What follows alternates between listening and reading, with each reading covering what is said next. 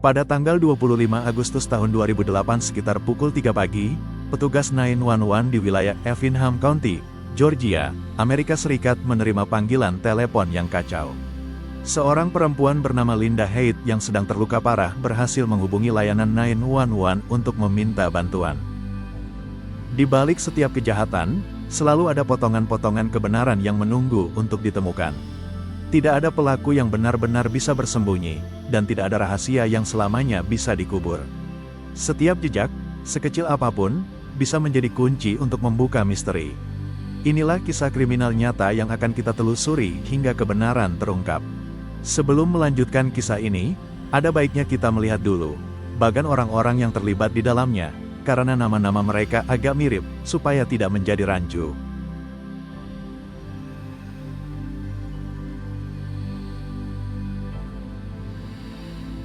Peristiwa dini hari itu tidak hanya mengubah segalanya bagi satu keluarga, namun juga mengejutkan komunitas tempat mereka tinggal dan bekerja.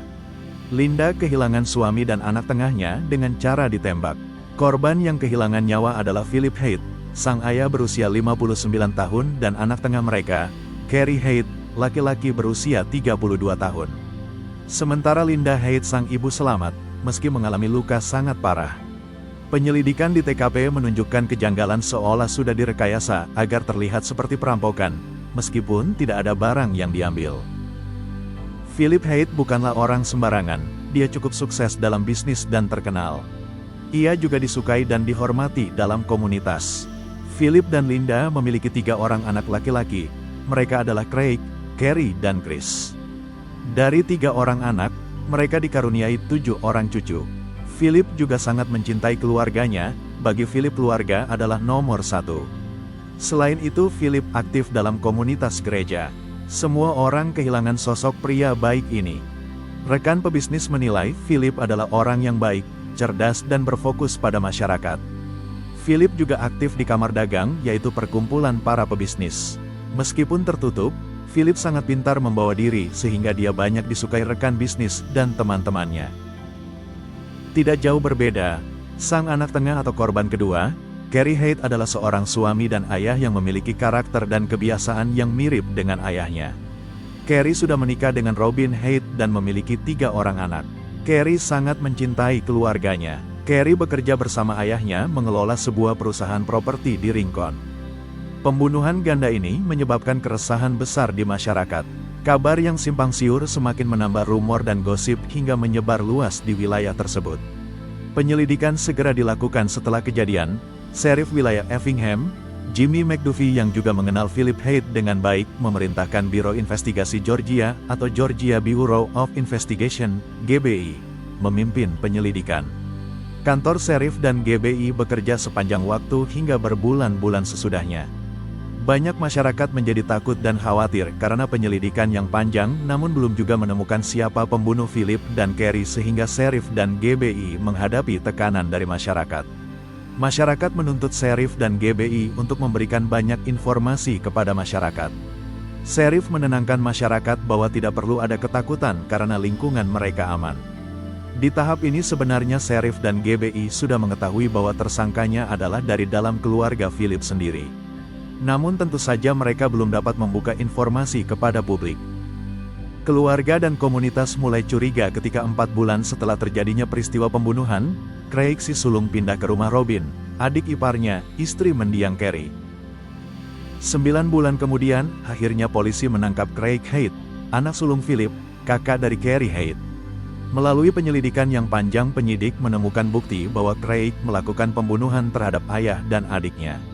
Motif pembunuhan dikabarkan adalah perselingkuhan Craig dengan istri Carrie yang bernama Robin, polis asuransi jiwa Carrie dan bagian warisan Craig jika orang tuanya meninggal. Persidangan kasus ini dimulai pada tanggal 30 September tahun 2010. Dalam persidangan didapatkan fakta bahwa perselingkuhan antara Craig dan Robin pada akhirnya diketahui oleh seluruh keluarga dan menyebabkan ketegangan di dalam keluarga di hari-hari akhir sebelum peristiwa terjadi. Diketahui bahwa ketika Robin Haidt mulai berselingkuh dengan saudara iparnya, Craig, ia tidak menyangka hal itu akan berakhir tragis. Tak lama setelah suaminya, Carrie, mengetahui perselingkuhan tersebut, Carrie menjadi sangat marah dan bersitegang dengan kakaknya. Diketahui pula bahwa sebelum terjadinya peristiwa pembunuhan, Craig sudah melihat-lihat tanah melalui agen properti dan mengatakan ia berharap segera akan mendapatkan uang. Sebagai informasi tambahan, Craig adalah duda cerai dengan 2 orang anak. Anak-anak Craig tinggal bersama mantan istrinya. Craig mengalami disabilitas punggung karena kecelakaan sehingga tidak dapat lagi bekerja sehingga mendapatkan cek tunjangan cacat untuk menunjang hidupnya. Saat menjadi saksi dalam persidangan, Robin mengatakan bahwa perselingkuhan dirinya dengan Craig dimulai pada awal April tahun 2008. Kemudian ia mengakui perselingkuhan itu kepada suaminya di bulan Mei tahun 2008. Pada saat itu Carrie dan Robin sudah menikah selama 13 tahun, kemudian mereka berdua menjalani konseling untuk memulihkan pernikahan. Namun ternyata di balik semua itu Robin masih menjalani perselingkuhan dengan Craig. Robin juga menjelaskan bahwa 2 minggu sebelum terjadinya peristiwa penembakan, Philip sang ayah mertua memanggilnya bersama dengan Carrie dan memberikan nasihat yang berujung pertengkaran. Philip memberitahu Robin bahwa Craig menderita bipolar, dan telah tidur dengan beberapa wanita selain Robin, dan Robin tidak akan mendapatkan kebahagiaan apapun juga, jika Robin masih bersama dengan Craig. Robin dan Philip kemudian bertengkar hebat, lalu Robin meminta Philip tidak mengurusi urusannya serta menjauh dari kehidupan mereka. Robin juga bersaksi bahwa pada tanggal 22 Agustus tahun 2008, malam sebelum pembunuhan, Robin dan Craig menginap bersama di sebuah kabin, tempat Craig tinggal. Carrie yang mengetahui hal ini kemudian meminta helikopter terbang di atas kabin untuk mengambil foto. Hal ini membuat Craig marah dan mengumpat ayah serta adiknya. Malam itu hingga terjadinya peristiwa penembakan, Carrie menginap di rumah orang tuanya. Hal tidak pernah dilakukannya tanpa Robin selama 13 tahun terakhir. Pada tanggal 24 Agustus tahun 2008 malam sebelum terjadinya peristiwa pembunuhan, Robin menelepon Craig untuk memberitahu bahwa Carrie menginap di rumah orang tuanya. Saat jaksa penuntut mengatakan bahwa ada rekaman Craig menelpon Robin beberapa jam setelah pembunuhan terjadi, Robin mengatakan bahwa dia tidak ingat panggilan itu karena ia sedang berada di bawah pengaruh obat bius yang kuat. Setelahnya Craig juga mengaku pada Robin bahwa dia tidak terlibat dengan peristiwa tersebut.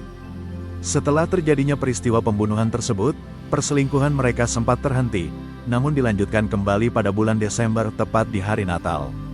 Kemudian Craig pindah ke rumah Robin pada bulan Januari.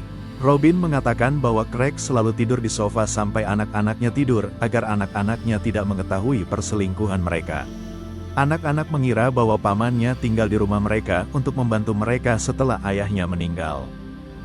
Robin juga bersaksi, Craig pernah mengatakan pada Robin bahwa sebelum peristiwa pembunuhan terjadi, ia sudah berbaikan dengan ayah dan adiknya pada pertemuan di sebuah pom bensin.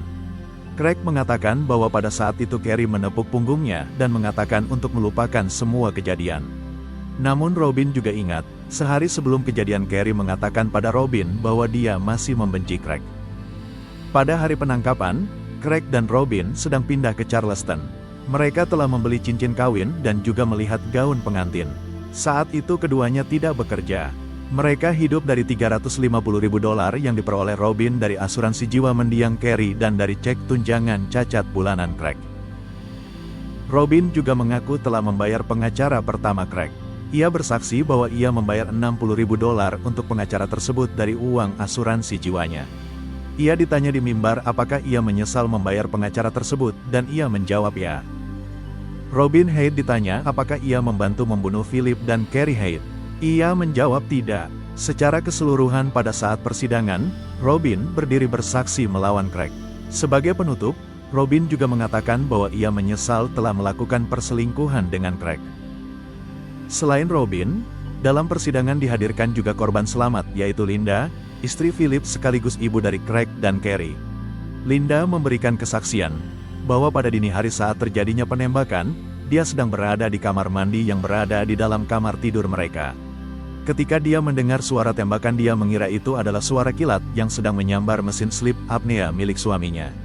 Pada saat Linda bergerak untuk mengecek, sebuah tembakan mengenai bagian bawah wajah dan leher, sehingga pada saat sidang membuatnya masih sulit berbicara dengan jelas. Saat Linda menyadari sambungan telepon di kamarnya terputus, dengan tertatih-tatih ia berjalan menuju dapur untuk mengambil ponselnya. Dalam perjalanan itu Linda melihat beberapa giginya jatuh berceceran. Linda sempat beberapa kali pingsan saat mencoba mencari pertolongan. Meskipun teori dari jaksa penuntut umum mengatakan bahwa putra sulungnya adalah tersangka pembunuhan keluarganya, Linda dan Chris, si putra bungsu terus mendukung Craig selama persidangan. Selain Linda, Chris juga diperiksa dan dijadikan saksi dalam persidangan. Inti dari kesaksian Linda dan Chris adalah memberikan kesaksian langsung tentang peristiwa di pagi itu, namun tidak memberikan bukti langsung bahwa Craig lah pelakunya. Linda mengatakan dia tidak melihat secara jelas siapa pelakunya. Linda juga membacakan surat dari Philip Haight yang ditulis pada tanggal 10 Agustus tahun 2008, 2 minggu sebelum ia dibunuh, dan ditujukan kepada Craig. Surat itu tidak pernah terkirim. "Nak, aku menghargai semua hal yang telah kau lakukan," bunyi surat itu. "Segalanya tidak harus sesulit ini. Kamu memiliki beberapa anak yang menyayangimu. Aku dan ibu menyayangimu. Kita semua sedang mengalami masa-masa sulit. Aku percaya kamu terus berkonsultasi dengan pengacara mengenai disabilitasmu. Jangan menjauh dan biarkan hidup berlalu begitu saja. Aku tahu kamu sangat menderita. Aku membutuhkan keluargamu dan keluargamu membutuhkanku." Sementara itu dalam sidang Craig Haight selalu mengatakan ia tidak melakukan kejahatan tersebut. Pengacara Craig, Dawson Savannah, mengatakan di persidangan bahwa tidak ada bukti fisik yang menghubungkan Craig dengan lokasi pembunuhan. Bones juga menyatakan bahwa penembakan itu dilakukan lebih dari satu orang dan Craig bukanlah pelakunya. Setelah beberapa kali persidangan dan juri bermusyawarah selama 6,5 jam, juri mencapai kesepakatan vonis bersalah tunggal dan bulat atas 11 dakwaan kepada Craig Haight. Craig kemudian mengajukan banding atas putusan bersalah tersebut, namun mosi untuk persidangan ulang ditolak oleh hakim pada bulan Februari tahun 2012.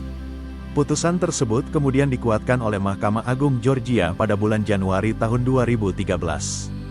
Craig kemudian dijatuhi hukuman penjara seumur hidup atas pembunuhan ayah dan adik laki-lakinya. Namun penduduk dan komunitas mereka mengatakan bahwa Robin seharusnya juga ikut ditangkap bersamanya. Banyak orang meyakini bahwa Robin ikut terlibat meskipun dalam persidangan ia berbalik bersaksi melawan Craig. Demikian kisah kriminal nyata kali ini. Semoga kita semua bisa mengambil pelajaran baik dari setiap peristiwa yang tidak baik sekalipun. Sampai jumpa di kisah kriminal nyata berikutnya. Terima kasih sudah mampir di channel ini.